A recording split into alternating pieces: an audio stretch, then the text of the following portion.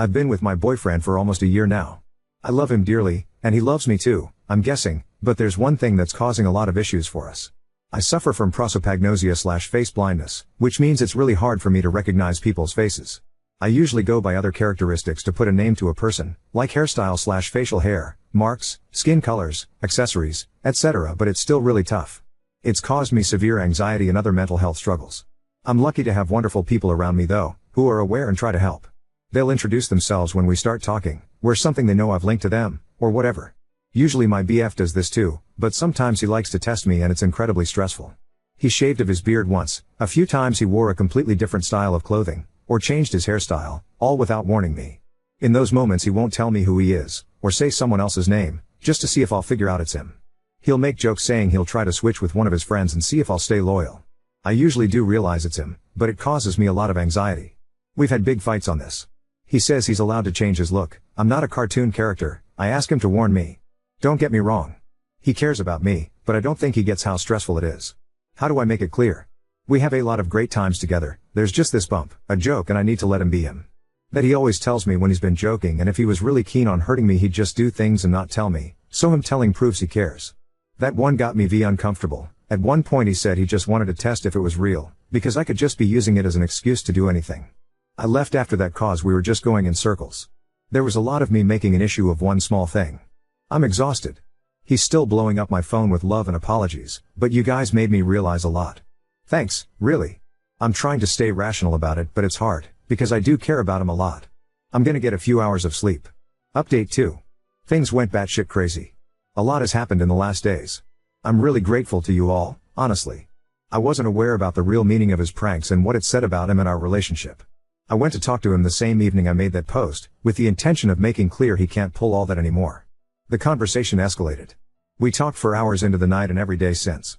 There's been a lot of messages.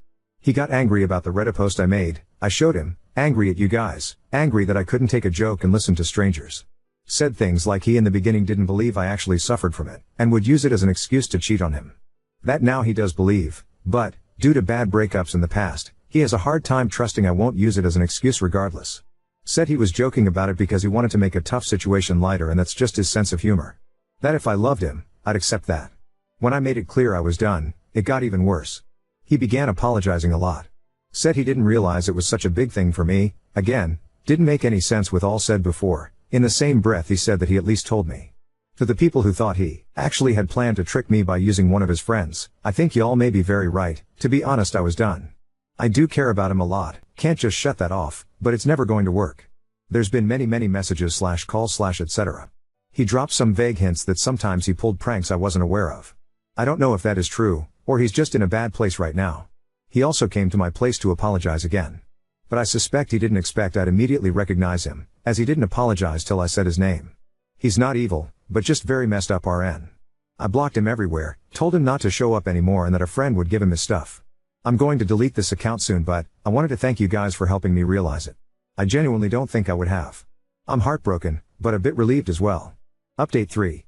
So more than a month ago I broke up with my BF because he kept pulling pranks involving my face blindness. I can't recognize faces and I'm dependent on other aspects to recognize someone, and even then it's still confusing. After that he'd been bugging me that he wanted to meet up, so we could get some closure. My gut was telling me not to, but I felt guilty. With you guys' advice, and my own gut feeling in mind, I decided not to go. I asked a friend, Roger, to go bring him his stuff and kept him blocked, including blocking the new accounts he'd made. Roger came back with a letter from him, to me. The letter in itself was apologetic. He even said he was grateful for our time together and took full responsibility. It ended with him saying he'd respect it if I chose not to reply or message. Honestly, a lot of very respectful words. I still decided not to get in touch. Still trying to get over the breakup myself, but I did appreciate it, till I found out he wasn't letting go like he said. Roger and some other mutual friends let me know he was asking them about me a lot, if I had read the letter, if I was seeing someone else already, and so on. Couple of days ago he showed up at my place. He was clearly not sober and upset. He just seemed so broken, so I, stupidly, let him in. For a while he was just being miserably nice, while I got him water and stuff. But the more sober, the more angry he got. At that point I messaged basically everyone I knew to come. I didn't think he'd hurt me, but I didn't feel comfortable being alone with him regardless. Among the many accusations of me not even having the decency to reply, that I clearly never cared about him and that I was a horrendous person. He told me I cheated on him and didn't even know it, so how could I blame him for not trusting me? I'm not gonna lie, I was trying to stay calm but failed. And I know I should have not lost my cool. I screamed at him, asked him what he was talking about. Apparently on a night out with him and others, he asked his friend Mike, who knows of my face blindness and has similar characteristics as my ex, apart from a different voice and smell, to swap out with him, and kissed me. And I didn't know. I don't know if he's lying or not. But knowing I was drinking and in a crowded, loud room, I know it's a possibility. Especially since Mike tried to kiss me another time, though then I immediately realized it was him and lost my shit at him. When I told my then BF, he was more angry than I had ever seen him, so I'd if that time was a plan as well or not. Either way, Mike is a disgusting human. I know it's just a kiss, but it did make me feel sick to my stomach just thinking about how they might have played me. I told him to get out, he didn't. Luckily it didn't take long for some people to arrive and get him out. I'm endlessly grateful for the people I have around me. I'm staying at my parents' place now, took a break from work and I'm looking into therapy. My mom and dad, who got a tattoo years ago just so I would never doubt it's him, are treating me like a princess, and reminding me of the kindness people deserve. Haven't looked into a restraining order, but might if it continues. Thanks to you all for helping me see what's right in this situation. Reddit has been a wonderful community I am very grateful for. I probably won't update anymore, as this is over and done with. But I'm glad I got to pour my heart out to y'all. We broke up nearly 3 months ago. It wasn't pretty. There were a lot of things not right between us. Among other things, he kept messing/joking with the fact that I have a severe case of face blindness. I wasn't perfect in this relationship either, BTW, not trying to make him the villain. Usually I go by voice, obvious traits and so on. I'm lucky enough to have a lot of wonderful people around me who'll introduce themselves once we start talking, warn me if they change their looks or even wear something that'll help me, like my dad who got a tattoo, just for me, but it's still hard and gives me so much anxiety. So maybe I'm imagining it all? I stayed with my parents and we cousins for a while after the breakup, but since I'm home, I feel like he's still around.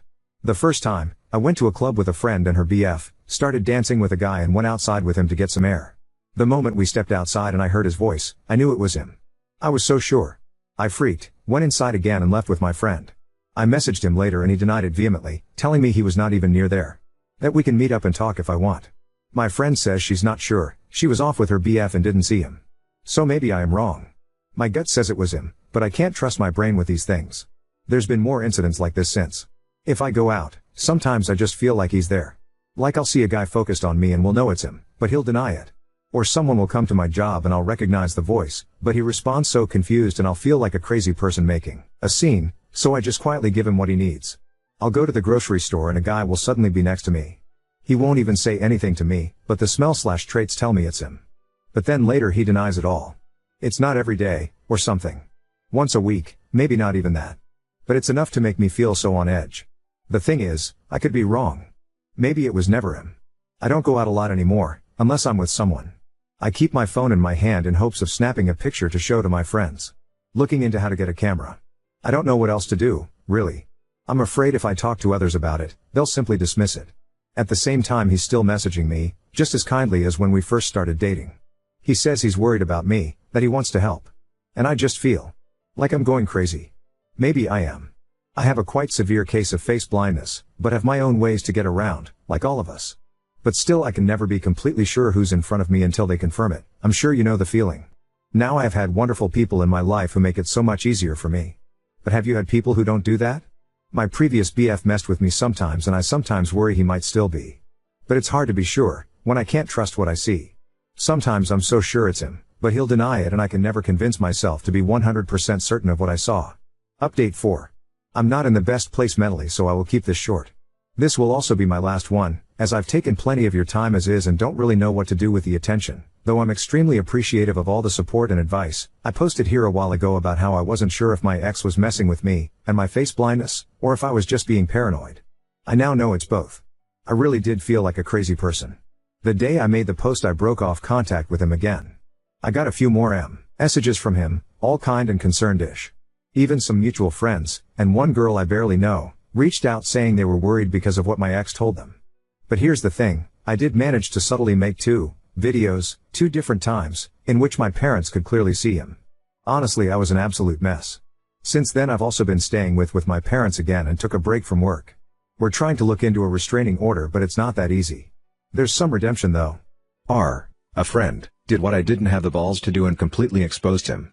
Got some very angry messages from my ex after, in which he among other things, said he just happened to be in the same place, but now I'm making him out to be some kind of stalker because of my insecurities. Doesn't explain why he didn't just say it was him though, or how it happened at least twice in less than 2 weeks. That's where we're at right now. I wish I could tell you more. I'm kind of stuck right now. I have no proof about the previous times. Even more so, there's been moments in the past weeks I also thought it was him, and it wasn't. Either confirmed by video, or because I wasn't alone. Then there's been some times in the last weeks where I didn't manage to get any recording/photo. Though I am relieved to have some answers, I'm also heartbroken. I don't know how to process knowing there's people that'll abuse my flaws in this way. I feel incredibly paranoid and it's exhausting. I'm looking into moving away. At the same time I'm hopeful this is the end of it, that him getting exposed will be the end of this. Multiple people have told him to back off and leave me alone. Now on to second story. Revealed my childhood friend's boyfriend raped me when I was 17, now her brother is refusing to let them near his child. I, F27, had a childhood friend Angie, F27, who was as close as a real sister. We spent entire weekends at each other's place, celebrated family events etc. from 6 years/0 till 18 years/0. Elle even lived at her place in second grade while my parents went to a nasty divorce. I learned to speak some Russian, as she is Russian and she learned to speak some Spanish. Needless to say, her older brother and little sister were like a family to me. During our teenage years she had her 2 male best friends, one whom she started dating, and another one, Nico, now 29, who was Russian as well, whom I started dating at 17. Growing up I had issues with a heart condition. I won't bore you with the details but I had to take a lot of meds, but got healthier starting from 16. One didn't have to take them daily but only when my heart rate became irregular, but then immediately, as it would become extremely painful, my heart would cramp I would start to hyperventilate. All my friends knew this, Nico included, and that I would black out if my meds got taken with alcohol. I didn't smoke much or drink much growing up as a result, since I was worried about my health and only did drink at home or in a safe setting. Legal drinking age is 16 here and I only drank wine or beer if at all. I had my first time with Nico at 17 and when my parents stayed at a retreat 2 weeks later he come over to have a date night. I did drink 1 glass of wine, but starting having health issues later resulting in me taking my meds and being unconscious. I was a bit sore the next morning but didn't think much about it. 2 weeks later I'm informing Nico that I'm late on my period and he starts to panic, confessing he had sex with me while I was unconscious. We had it before, so he didn't think much about it. Apparently he didn't have a condom but since I was on the pill he figured it was alright, and he also didn't come in me, but in a tissue. I felt violated and disgusted by myself. I didn't know how to describe this and only told Angie about it. I was an utter mess for a few years, and wasn't able to have sex again until 2 years later. I didn't remember any of it, but was too ashamed to go to my mom or anybody else. I didn't think of it as rape back then. I was too young to really understand what and how I was violated and Angie told me it's alright, I should break up if I feel bad about it, but we were in a relationship and did have sex before. I broke up with him the following day, and apparently he cried about his broken heart to her. As Nico and Angie were close and hanging out together a lot, they started dating a few months afterwards and I had to see him every time when visiting her. I told her I'm not able to see him, but she didn't understand where I'm coming from. The contact stopped and we haven't texted or seen each other in years. I still followed her, and her family and saw that her brother is expecting his first child. As I was extremely close with her family I just commented on the Insta post expressing my gratitude when he reached out to me. I missed his wedding but he wanted to ask if I would be interested in joining the baby shower as it's been years and we've been extremely close before. He told me I was like a third little sister. I just asked if Nico will be attending as well, as Angie and him have been dating for 9 years now, and he said yes. I didn't elaborate much but just expressed that I'll send a small present if he can give me his current address but won't be attending. He kept on pestering me what exactly happened all those years ago and why I'm not in their lives anymore. Angie told her family I'm not able to see her with an ex of mine, but her brother thought there's more behind it. This is when I think I could be the asshole. I told him the truth about what happened back then. And while I didn't know it at 17, I know now that this was rape and I named it as such. I didn't receive any message back from him but a few days later Angie reached out to me, furious. Nico had planned to propose during the baby shower, but Angie's brother is against it now, having learnt why I stopped the contact. She loves Nico and will stay with him, but by doing so, her brother said she is no longer a part of his life, as he doesn't want his little baby girl in the same family as a rapist. Since then I've been getting messages from old high school acquaintances, telling me I should have ignored it, and not told anybody. Since I didn't speak up back then I lost the right to do so now, and am a horrible person for ruining somebody's life over some stuff he did 10 years ago when he himself was a child as well. Am I truly the asshole for speaking up? Update 1. Reading all the messages defending my choices on speaking up made me realize how insecure I was on what I am allowed to do and how much I was trying to make it right to other people besides myself. This especially included Nico and Angie. All of you are right. If Nico had changed he would have apologized, reached out or tried to make amends in some way. Either when word got to him from his brother-in-law or at some earlier point in his life. My former best friend Angie should have been able to feel some sort of compassion if she had any respect for me as a human being or the time we spent together. Her reactions showed that I shouldn't hesitate on my actions. I went to therapy from 21 onwards and thought I moved on from the rape as best as I could, but I realized how ashamed I still am almost 10 years later about an incident that wasn't my fault at all. I was ashamed to speak up back then and afraid that people around me would look differently at me. And somehow I still felt bad about speaking up today, so I trying to own what happened to me now and not apologize for other people's behaviors, especially as they don't even show me respect. What happened since then? I archived every nasty message I got on WhatsApp so I wouldn't have to read them, but would have the proof if needed at a later point. Angie's mom called me the following day of the incident, crying. I shouldn't have answered the phone, but during the 10 years of friendship I saw her as an aunt, almost a second mom. She always joked that while her children would run around the house doing whatever, I would always take the time to drink a tea and talk with her, showing her more love and time than her actual children. While she said she's sorry for what has been and for what I went through as a child, she couldn't believe that I would ruin Angie's happiness over something like that. With Angie's brother refusing to have Nico as part of the family and Angie standing by Nico's side, it's divided their family and she is heartbroken. She has grown to love Nico like family as well and has known him for nothing more than a considerate young man who she knows will make her daughter happy. It wasn't nasty names or angry talk, just a heartbroken mother who faked to acknowledge my pain and saw the fault in me. Angie's mom tried to get me to apologize or to take it back, but I refused as I don't see the fault in me. With everything that has happened, I believe that Nico hasn't changed and is just hiding it better somehow. He can see how people are standing by him and supporting his behavior, so he won't have to change. And that is something I didn't want to indulge. Angie's mom not even one used the word rape, and I tried to correct her every time she talked about it. Trying to name it for her to understand better, but she would just start sobbing more and it didn't make sense for us to continue to talk. Angie's mom used to be in contact with mine for some time, and she reached out to her after our talk. I was afraid that my mom would find out, since she's from a more conservative background. We had a long talk and I didn't get to see her, physically, yet, but she apologized for not being there for me or not making me feel like I can talk to her. I tried to calm her as best as I could, but when she asked me if my current partner knows I was used like that, I got angry. She was scared my partner would leave me if he found out, implying it was something that made me less precious or appealing. When she asked me to keep it a secret from our family abroad and in our country, I hung up. She was acting exactly the way I was afraid she would, as if it's something shameful. It was especially hard as I am trying my best to move away from the feeling of shame. She has since apologized, but it's clear that her view of me has changed. I don't yet know how to deal with it, but that's something to worry about in the next few weeks. As some of you suggested, I wrote Angie's brother, Sven, again and apologized for the mess, but I'm glad that it is out in the open and how proud I am that he's defending his family. I asked if his old email is still working as I would just send a gift card. He didn't respond, but I got a message from his wife 2 days ago. She thanked me for speaking up and informing them about Nico. There were apparently had a few moments that made her uncomfortable, some jokes Nico made, and in retrospective she can see why. Sven apparently informed her the moment he got my initial text, and both of them have since seen Angie but not Nico. She refuses to be in the same room or house as him, and same goes to their unborn daughter. Sven and Angie's mom has been at their place multiple times to beg to forgive Nico, and Sven caved a little. Angie and Nico will get married, Sven will attend but his wife will not. He is allowed in the family but not in contact with either Sven's wife or daughter. Those restrictions are not for Angie. Sven was suffering trying to ease his mother's worries and is not able to take a stand and cut them out completely.